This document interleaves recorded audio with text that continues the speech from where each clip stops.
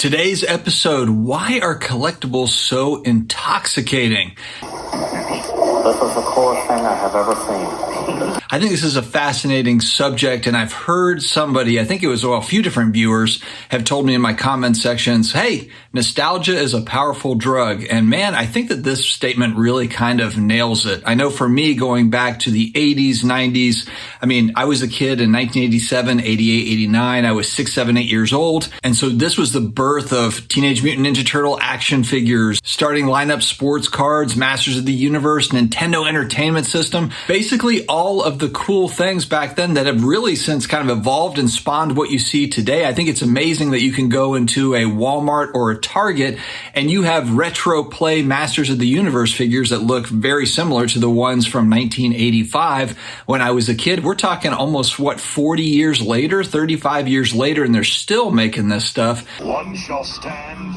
one shall fall. And look what's come of comic books, Marvel movies, and Nintendo has just blossomed into this massive IP.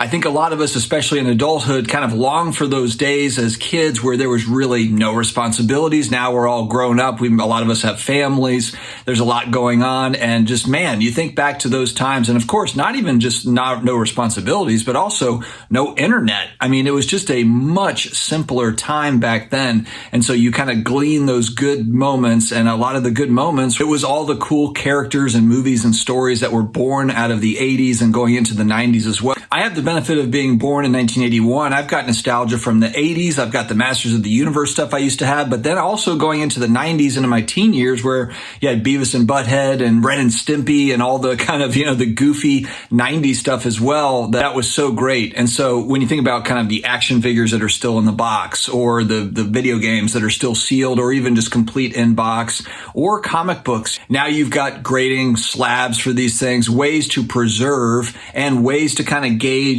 quality, quality. If you have a grade that's a 7, a grade that's a 9, a grade that's a 10, and a lot of these items are very scarce. Some of it mass produced, and so you're looking for really kind of the quality versions of those, or maybe not. Maybe you just want to have a copy of something just to remind you of that time period, depending on how you're collecting and so forth. There's really nothing better than the collectibles that are here today. And I know a lot of generations are like, oh, well, each generation kind of has their pop culture collectibles. But really the most important pop culture collectibles were born out of the 80s and the 90s. If you go back to the 50s and 60s, sure, they had their things. But if you look forward to, what other young people are looking at, it's going to be a lot of the same IP stuff that was born out of the 80s and the 90s. A lot of young people now, they're huge into Pokemon. Pokemon was born in 1999, 1998, and so a lot of this stuff has been carrying on through generations. And this is going to be an interesting case study because now you've got multiple generations really into the same IPs, the same sort of interests.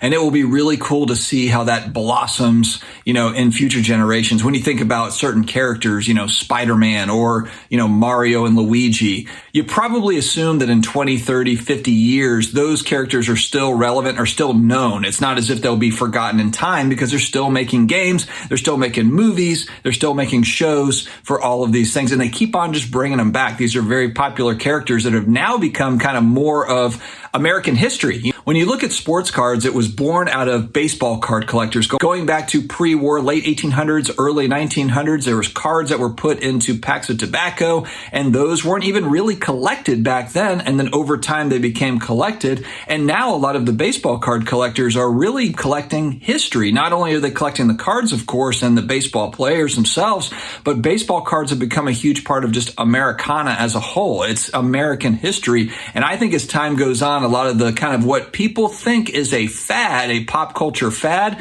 it's going to become more and more historical record, kind of like with Disney and Walt Disney, Mickey Mouse born from Walt Disney. Now look at all the magical things that have come from that. And I think that there's going to be kind of similar stuff with a lot of these Marvel characters and with, video game characters and so forth as we move forward. I don't think they're going to be forgotten in time. I think they will build on it. And some of these original collectibles, these vintage collectibles, collectibles. I think that's really hilarious because the vintage collectibles, the video games and the action figures are really from the late 70s and the 80s when I was growing up. I am a part of the vintage group of folks, and I've really started to grade them more heavily over the last few years, and which I think creates kind of an interesting debate between the collectors or the investors or the hybrid or the speculators or whatever of these sorts of items, these sorts of collectibles, whether it be action figures or games or comic books, all these things. Will be fun to watch as we move into the future. Guys, that is today's episode. Why are collectibles so intoxicating? It's all the nostalgic awesomeness from our childhood and how we can kind of relive some of that as adults. I'll talk to you later. Have a great day.